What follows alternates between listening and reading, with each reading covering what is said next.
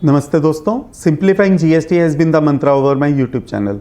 दोस्तों, आज मैं आपके साथ डिस्कस करने वाला हूं सर्कुलर नंबर 193, सर्कुलर नंबर 193। ये जारी किया गया सीबीआईसी के द्वारा 17 जुलाई 2023 को, और ये जारी किया गया जो 50th जीएसटी काउंसिल मीटिंग में जो फैसले लिए गए उनको प्रभाव देने के लिए, उनको इफेक्ट में लाने के लिए इस सर्कुलर को जारी किया गया। दोस्तों, इस सर्कुलर नंबर 193 को डिस्कस करने से पहले मैं एक उस सर्कुलर को डिस्कस करूंगा जो कि लास्ट ईयर जारी किया गया था, सर्कुलर नंबर 183 डेटेड 27 दिसंबर 2022 को।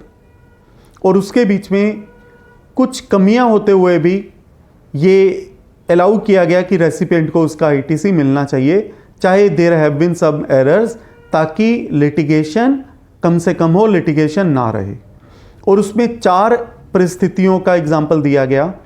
दोस्तों, सरकार के लिए सेक्शन 16 सबसेक्शन 2 क्लोज सी बहुत इंपॉर्टेंट रहा है कि गवर्नमेंट को उसका टैक्स पहुंच जाना चाहिए।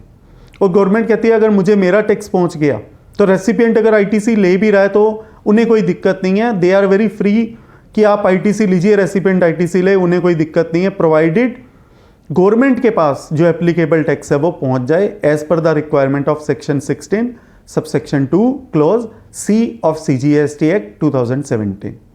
और उसमें 4 एग्जाम्पल का जिक्र किया गया था सर्कुलर नंबर 183 में। पहला एग्जाम्पल, किसी सप्लायर ने जीएसटीआर 1 नहीं भरी पर जीएसटीआर 3 भी भर दी है।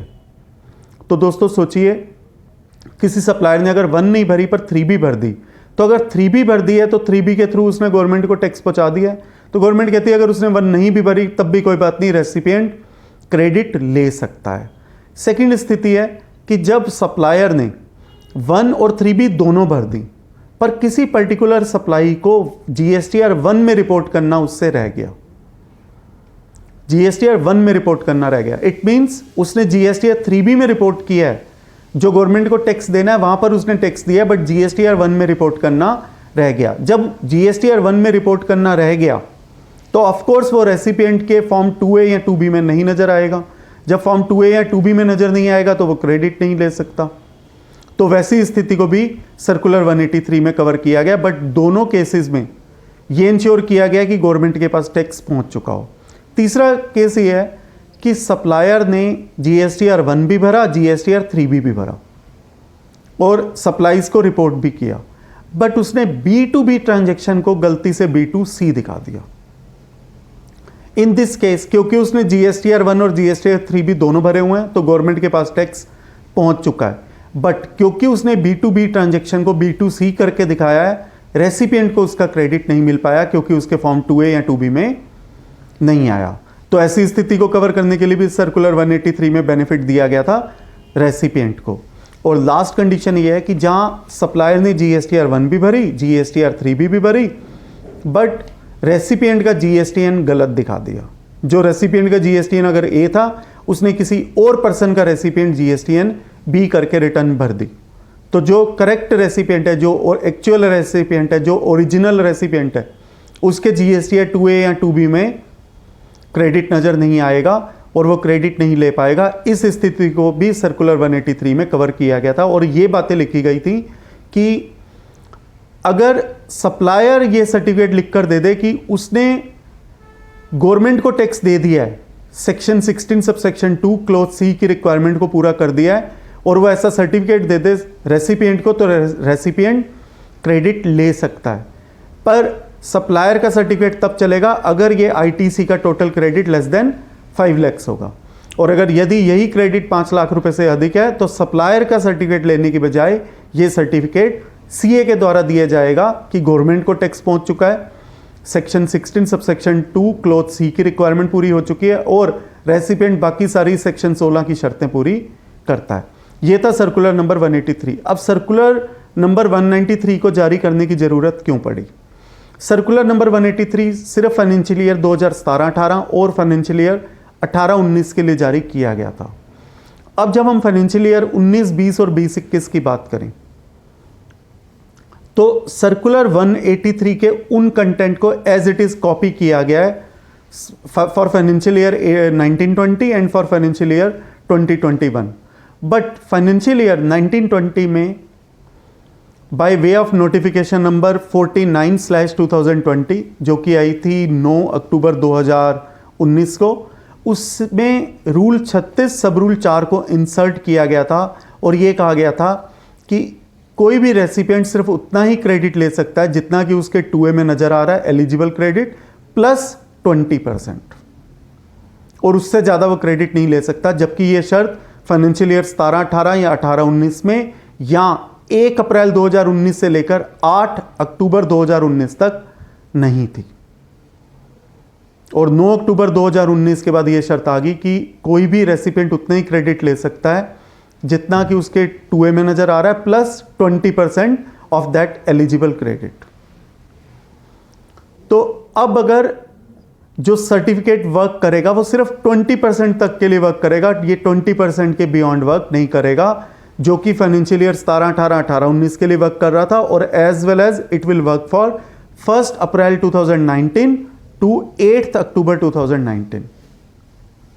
तो मैं आपको इसको एग्जाम्पल से समझाता हूँ। एग्जाम्पल के थ्रू यही है कि यदि किसी रेसिपिएंट के 2A में जो एलिजिबल क्रेडिट नज़र आ रहा है 3 लाख रुपए, और सप्लायर ने रेसिपिएंट ने क्रेडिट ले लिया 5 लाख रुपए, और उसके 2A में जो क्रेडिट नज़र आ रहा था वो था 3 लाख रुपए, तो वो क्रेडिट सिर्फ 20% एक्सेस तक ले सकता था।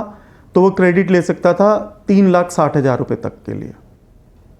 यहां पर भी उसको जो एडिशनल 60,000 का उसने क्रेडिट लिया है उसके लिए उसे सप्लायर का सर्टिफिकेट या CA का सर्टिफिकेट देना है। If credit amount is less than 5 lakh then supplier certificate will work, otherwise CA certificate will work. But for above 1,40,000 even supplier का या CA का सर्टिफिकेट भी वर्क नहीं करेगा। दोस्तों, जो रूल 36 सब रूल 4 है वो अभी तक हाई कोर्ट में उसकी वैलिडिटी के ऊपर चैलेंज है। तो देखते हैं इस सर्कुलर नंबर 193 का क्या इम्पैक्ट रहेगा अगर रूल 36 सब रूल 4 की वैलिडिटी अगर वो अल्ट्रा वायरस द एक्ट घोषित कर दिया जाता है। दोस्तों, ये सर्कुलर सिर्फ इतना नहीं है, इसके बीच में एक और सेकंड जो बहुत ज़्यादा लॉस की बात हो सकती है किसी भी रजिस्टर्ड पर्सन के लिए, वो ये हो सकती है कि एज्यूम कीजिए अक्टूबर 2019 में उसके GST 2 में क्रेडिट नज़र आ रहा था 3 लाख रुपए, और उसने क्रेडिट ले लिया 5 लाख रुपए। तो उसने जो क्रेडिट वो ले सकता था 20% एक्स्ट्रा मीन्स 3,60,000 रुपए तक के लिए, बट उसने क्रेडिट ले लिया 5 लाख रुपए। इट मीन्स उसने रूल 36 सब रूल 4 का वायलेशन किया और वो 1,40,000 का उसने एक्सेस क्रेडिट ले लिया। अब अगर मैं नवंबर 2019 पर आऊँ, एज्यूम कीजिए कि उसके GST 2A में क्रेडिट नज़र आ रहा था 4 लाख रुपए, और उसने 3B में सिर्फ 2 लाख रुपए का क्रेडिट लिया, क्योंकि वो 2 लाख रुपए का क्रेडिट एक्स्ट्रा ऑलरेडी अक्टूबर 2019 में ले चुका था। तो डिपार्टमेंट ये भी कर सकता है कि वो 1,40,000 रुपए को तो अक्टूबर 2019 में डिनाई कर दे, और वो ये भी कहे कि आपने जो नवंबर में लिया वो आपने कम लिया और वो आप 1,40,000 रुपए छोड़ चुके हैं। तो वो उस एक्सेस अमाउंट का जो कि मोर देन 20% से ऊपर का होगा, उसके लिए रजिस्टर्ड पर्सन को खामियाजा भी भुगतना पड़ सकता है।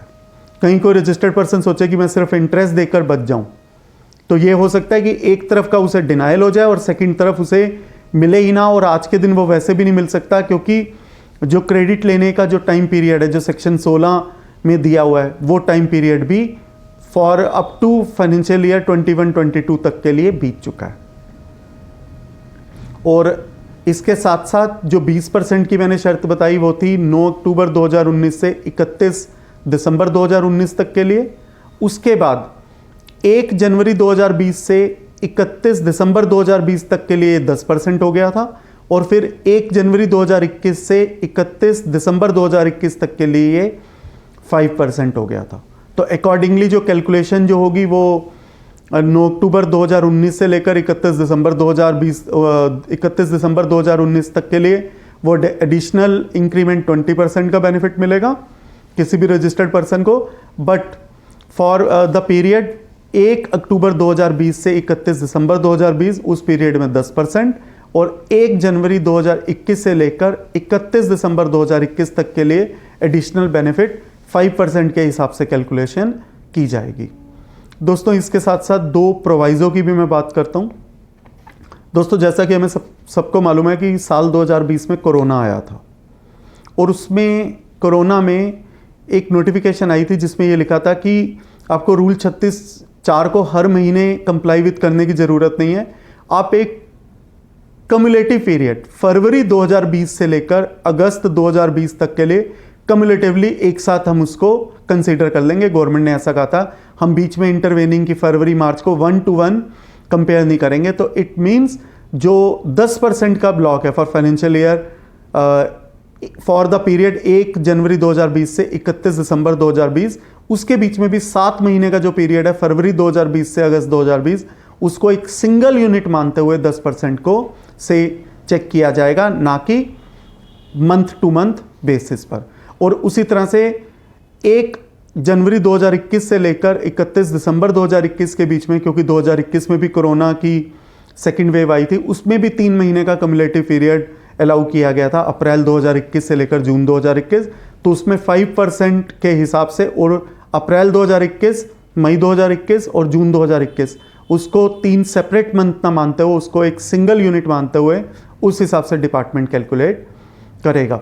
तो डिपार्टमेंट के पास भी काम काफ़ी बढ़ गया है कि वो भी कैलकुलेट करेंगे। और बाकी ये सर्कुलर कितना प्रभावी रह पाता है इन द वेक ऑफ कि रूल 36 सब रूल 4 अभी तक उसकी वैलिडिटी चैलेंज है।